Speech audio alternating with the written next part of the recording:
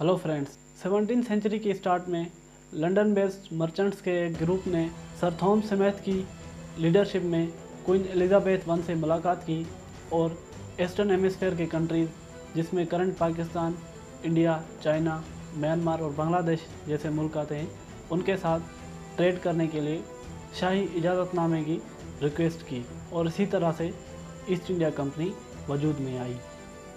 उस वक्त शायद किसी को ये पता होगा कि यही कंपनी 258 ईयर्स के बाद इंडियन सबकॉन्टिनेंट का कंट्रोल ब्रिटिश क्राउन के हवाले करेगी। तो फ्रेंड्स, आज की इस वीडियो में हम ये देखेंगे कि ईस्ट इंडिया कंपनी ने अपनी पावर किस तरह से हासिल की और ये हिस्ट्री की सबसे मोस्ट पावरफुल कंपनी किस तरह बन गई और किस तरह इसने इंडिया में अपनी पॉलिटिकल पावर गेन की। तो वीडियो को लास्ट तक देखें और अगर आपने चैनल को सब्सक्राइब नहीं किया तो चैनल को सब्सक्राइब करें। ब्रिटिश ईस्ट इंडिया कंपनी 31 दिसंबर 1600 को क्वीन एलिजाबेथ वन के आर्डर्स पे बनी और इस कंपनी का मकसद था जो पुर्तगाल और स्पेन के ट्रेडर्स थे और उनकी जो मोनोपोली थी स्पाइस ट्रेड में, उसको ख़त्म करना था। और ये वो वक्त था जब ग्लोबल प्रोडक्ट्स का 3% जो है वो ब्रिटेन में मैन्युफैक्चर होता था और उस वक्त इंडिया में मुग़ल एम्परर अकबर की हुकूमत थी और वो उस वक्त दुनिया का सबसे अमीर तरीन हुक्मरान था और एक एस्टीमेट के मुताबिक उसकी जो टोटल एसेट्स की नेटवर्थ थी वो थी $13.5 बिलियन। ईस्ट इंडिया कंपनी के बनने का यही मकसद था कि वो आकर इंडियन ओशन में ट्रेड करे और इनिशियली इसको 15 साल के लिए जो है वो इजाज़तनामा जारी किया गया था। 1608 में ईस्ट इंडिया कंपनी का पहला जहाज़ गुजरात के एक बंदरगाह पर लंगर अंदाज हुआ और 1609 में किंग जेम्स वन ने इस कंपनी का चार्टर इंडेफिनेट टाइम के लिए जो है वो जारी कर दिया। 1611 में आंध्रा कोस्ट पे बे ऑफ बंगाल पे ही कंपनी ने अपनी पहली फैक्ट्री लगाई और दूसरी फैक्ट्री कुछ साल बाद सोरठ में इस्टेब्लिश की गई।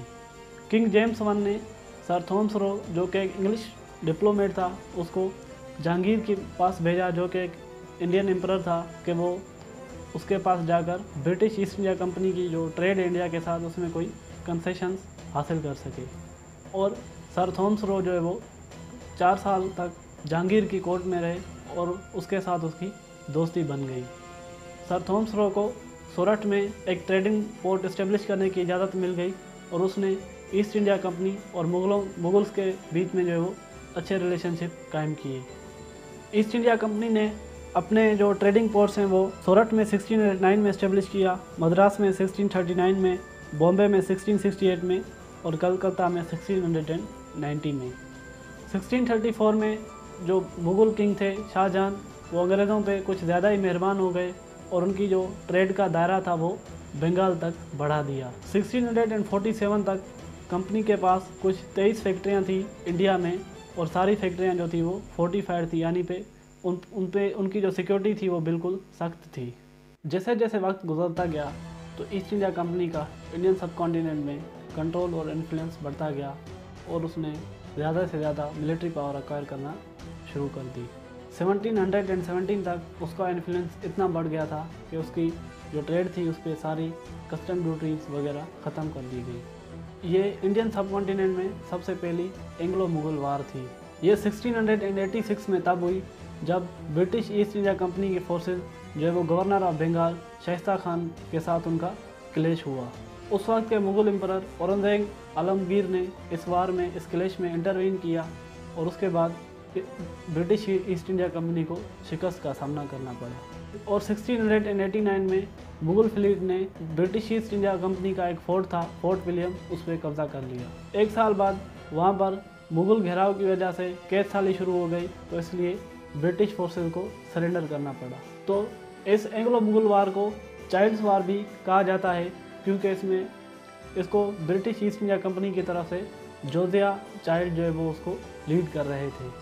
औरंगजेब ने ब्रिटिश ईस्ट इंडिया कंपनी की सारी फैक्ट्रीज पे कब्जा कर लिया और वहाँ पे जितने भी ईस्ट इंडिया कंपनी के लोग थे उन सबको जो है वो अरेस्ट कर लिया और इसी क्रशिंग डिफीट के बाद ईस्ट इंडिया कंपनी को जो है वो हैवी फाइन पे करने पे जो है वो मजबूर किया गया।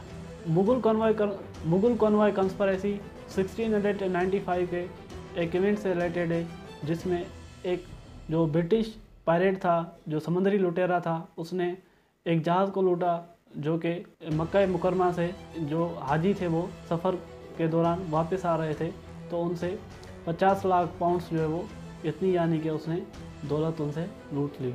और इसके ईस्ट इंडिया कंपनी पे बहुत ही नेगेटिव इम्पैक्ट्स पड़े और औरंगजेब आलमगीर ने ईस्ट इंडिया कंपनी की 4 फैक्ट्रीज़ को जो है वो बंद कर दिया और उसके सारे लोग भी अरेस्ट कर लिए। लेकिन मिड 17th और 18th सेंचुरी तक ईस्ट इंडिया कंपनी का इतना इन्फ्लुएंस बढ़ गया था कि ईस्ट इंडिया कंपनी जो है वो तकरीबन दुनिया की आधी ट्रेड में इन्वॉल्व थी।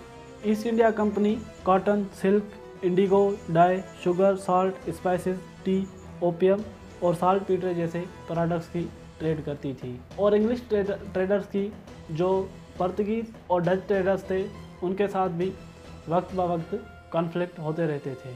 औरंगजेब आलमगीर को आखिरी जो इफ़ेक्टिव मुग़ल लीडर था वो कंसीडर किया जाता है। उसकी डेथ ने इंडियन सब कॉन्टिनेंट में जो लीडरशिप है उसमें बहुत ही बड़ा वैक्यूम आ गया और इस ईस्ट इंडिया कंपनी ने इससे फ़ायदा उठाया और वहाँ के जो लोकल लोग थे वो अपनी मिलिट्री में उनको भर्ती करना शुरू कर दिया और अपना जो है सब कॉन्टिनेंट में इन्फ्लुएंस बढ़ाना शुरू कर दिया। ब्रिटिश ईस्ट इंडिया कंपनी ने जो इंडियन सब कॉन्टिनेंट पे कब्ज़ा किया उसकी शुरुआत बंगाल से हुई और बैटल ऑफ प्लेसी से हुई, जिसमें ब्रिटिश ईस्ट इंडिया कंपनी जो है वो रॉबर्ट क्लाइव की लीडरशिप में उन्होंने नवाब ऑफ बंगाल सिराजुद्दौला को शिकस्त दी। इस जंग में फ्रेंच भी सिराजुद्दौला का ही साथ दे रहे थे, लेकिन सिराजुद्दौला की जो हार की सबसे बड़ी वजह थी वो थी मीर जाफ़र की गद्दारी, जो कि उसकी फोर्सेस का कमांडर इन चीफ था। तो इस जंग में को जीतने के बाद ब्रिटिश ने जो वो बंगाल पे कब्ज़ा किया और इसी तरह से आगे फिर पूरे इंडियन सब कॉन्टिनेंट को कब्ज़े में कर लिया। और अगस्त 1765 में ईस्ट इंडिया कंपनी ने मुग़ल एम्परर शाह आलम II को भी शिकस्त दी। और ये वो वक्त था जब मुग़ल एम्परर्स जो थे वो ईस्ट इंडिया कंपनी के पपेट्स बन चुके थे और जो रियल कंट्रोल था वो ईस्ट इंडिया कंपनी के ही हाथ में था। और इसी तरह से अगले 100 सालों में ईस्ट इंडिया कंपनी इंडियन सब कॉन्टिनेंट को कब्ज़ा करने में कामयाब रही। और एक अंदाजे के मुताबिक 1765 से 1938 तक east India company 45 trillion dollars जो है वो इंडियन सब कॉन्टिनेंट से ब्रिटेन में लेकर गई, जो कि एक बहुत ही बड़ी अमाउंट है। 1770 में बंगाल में एक बहुत ही ख़तरनाक जो है वो फेमाइन आई, कैद साली आई और ब्रिटिश ईस्ट इंडिया कंपनी ने इसके दौरान लोकल लोगों के लिए कुछ भी नहीं किया, हालांकि उनके जो टैक्सेस थे वो भी कम नहीं किए। और इसी वजह से, इसी फेमाइन की वजह से 10 मिलियन लोग जो है वो लुकमाए अजल बन गए। पूरे इंडियन सब कॉन्टिनेंट पे कब्ज़ा करना ब्रिटिश ईस्ट इंडिया कंपनी के लिए आसान नहीं था, क्योंकि वहाँ से बहुत सारी इंटरनल रेजिस्टेंस भी उनको मिली। और जो सबसे प्रोमिनेंट रेजिस्टेंस थी वो उनको हैदर अली ने दी, जो कि सुल्तान ऑफ मैसूर थे, और उनके बेटे टीपू सुल्तान ने, जिसने जो है वो 1782 में आगे मैसूर की हुकूमत संभाली। टीपू सुल्तान जो है वो 1799 तक ब्रिटिश के साथ लड़ते रहे अपनी शहादत तक, लेकिन बलाखिर ईस्ट इंडिया कंपनी को उनके ऊपर भी जो है वो फतेह हुई। 1813 में ब्रिटिश पार्लियामेंट ने ईस्ट इंडिया कंपनी के बहुत सारे पावर्स जो है वो कम कर दिए और जो उसके ट्रेड प्रिविलेज थे वो भी कम कर दिए गए। 1857 में एक और अपराइजिंग शुरू हुई ब्रिटिश ईस्ट इंडिया कंपनी के रूल के ख़िलाफ़, जो कि लोकल हिंदू और मुस्लिम्स ने मिलकर लॉन्च की। हालांकि वार ऑफ इंडिपेंडेंस जो था वो नाकाम हुआ और इस अपराइजिंग को जो है वो ख़त्म कर दिया गया, दबा दिया गया, लेकिन इसने जो है वो ब्रिटिश ईस्ट इंडिया कंपनी का जो सब कॉन्टिनेंट का कंट्रोल था उससे जो है वो उसको आज़ाद करवा दिया और ब्रिटिश को कंपेल किया कि वो अपनी पॉलिसीज़ और गवर्नेंस स्टाइल को इंडिया में ठीक करें। 1858 में ब्रिटिश पार्लियामेंट में एक बहुत ही हिस्टोरिकल और इम्पॉर्टेंट एक्ट पास हुआ जिसको गवर्नमेंट ऑफ इंडिया एक्ट 1858 कहते हैं, जिस एक्ट के तहत ब्रिटिश ईस्ट इंडिया कंपनी से इंडियन सब कॉन्टिनेंट का कंट्रोल छीनकर ब्रिटिश क्राउन को ट्रांसफ़र किया गया। और फर्दर जो है वो ब्रिटिश पार्लियामेंट ने east India stock dividend redemption act 1873 पास किया, जिसके तहत ईस्ट इंडिया कंपनी को फॉर्मली 1874 में ख़त्म किया गया। और ईस्ट इंडिया कंपनी की जो 2,40,000 लोगों पर मुश्तमिल आर्मी थी वो भी ब्रिटिश क्राउन को ट्रांसफ़र की गई, जिसको बाद में इंडियन आर्मी का हिस्सा बनाया गया। मशहूर तारीखदान विलियम डालरम्पल अपनी बुक द एनार्की में लिखते हैं कि ये ब्रिटिश ईस्ट इंडिया कंपनी दुनिया की वो वाहिद प्राइवेट कंपनी थी जिसके पास अपनी एक आर्मी थी और अपनी एक नेवी थी, और उसने अपनी मिलिट्री कैपेबिलिटी की बेसिस पे 20 मिलियन लोगों को अपना गुलाम बनाया। तो फ्रेंड्स, ये थी ईस्ट इंडिया कंपनी की हिस्ट्री जो कि मैंने आपके साथ शेयर की। अगर वीडियो इन्फॉर्मेटिव लगा हो तो वीडियो को लाइक करें, चैनल को सब्सक्राइब करें। मिलते हैं नेक्स्ट वीडियो में, तब तक के लिए अल्लाह हाफिज़।